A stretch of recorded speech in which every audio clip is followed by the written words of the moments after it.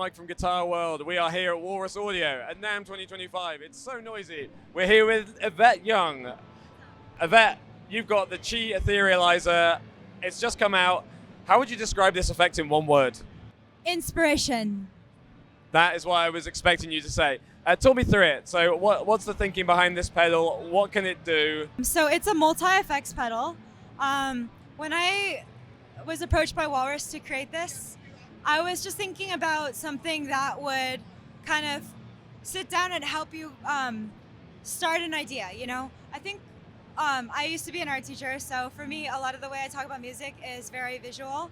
The hardest part in creating, I think, is starting, right? Yeah. We have a lot of anxiety. We put a lot of emphasis on like that first note, that first mark has to be perfect. And painting, at least, I know once I cover it in a big wash of color, that anxiety disappears because I took away that like sterile white canvas.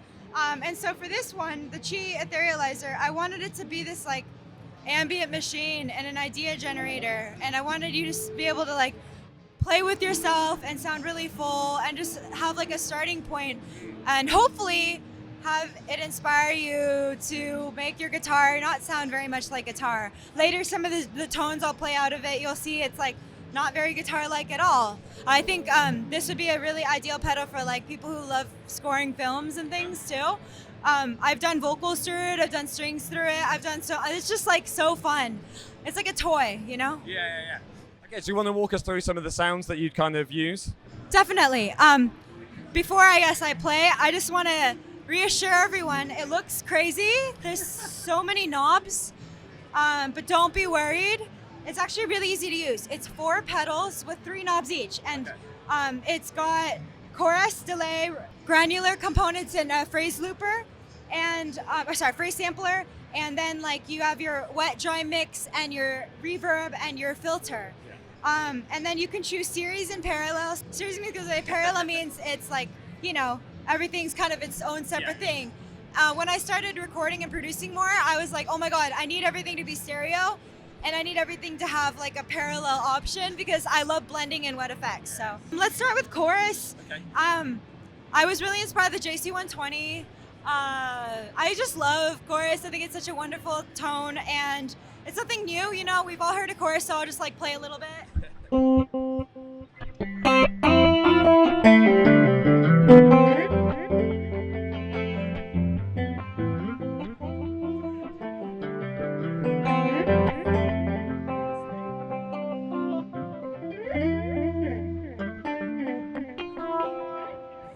So yeah, it's very sparkly. Yeah, that's what I like. Yeah, JC120 inspired. So now I'll go ahead and show you some of the delay, I guess. And I really asked them to do something where I could tap it and have it self-oscillate, which I think is a really cool sound effect. Oh, yeah,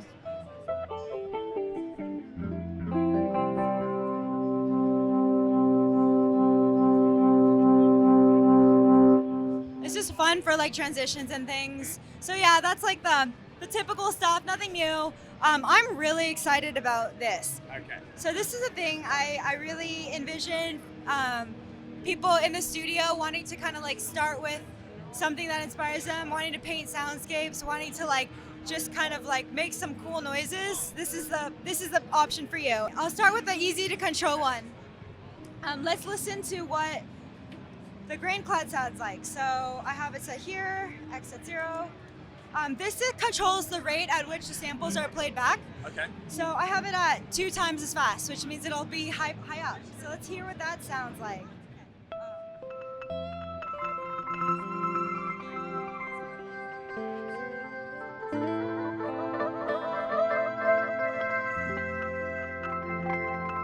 Oh, you get the icy shimmers. Yeah. So I have it frozen right now. So you can hear all the separate notes.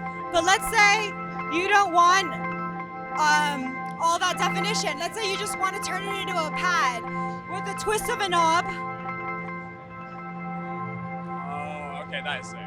Now you just have a bed of sound to play over. So if I put it in parallel mode, well, actually, let's hear it reverse. So I'm gonna, because I have it frozen, I can in real time change the sound. So let's go to reverse.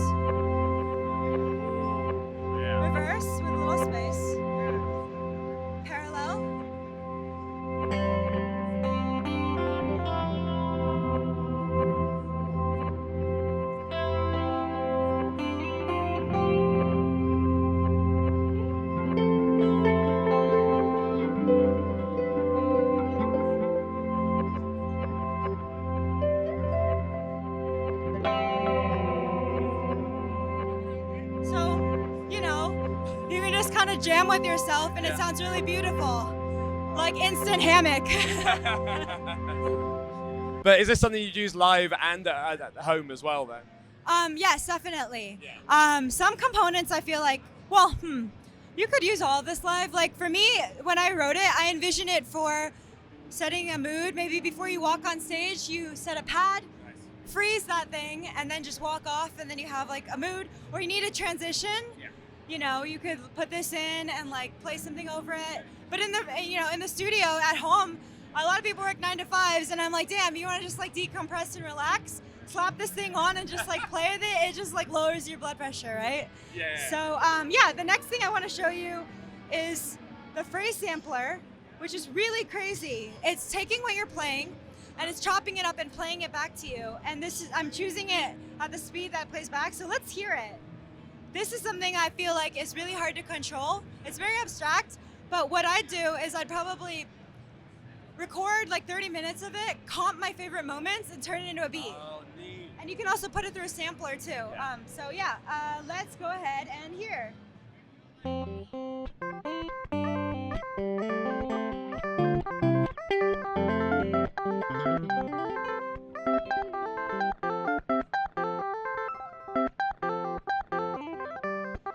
Just vibe it. Yeah, we're just dying out to this. And then now that I froze it, I can set it to random, which will play it back as like a bunch of really weird, different rates.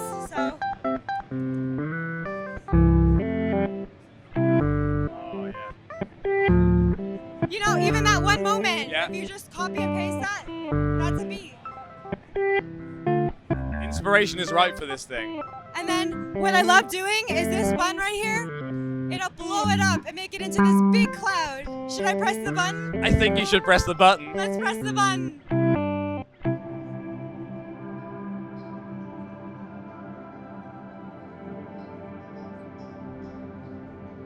Now we're floating in space. We're floating.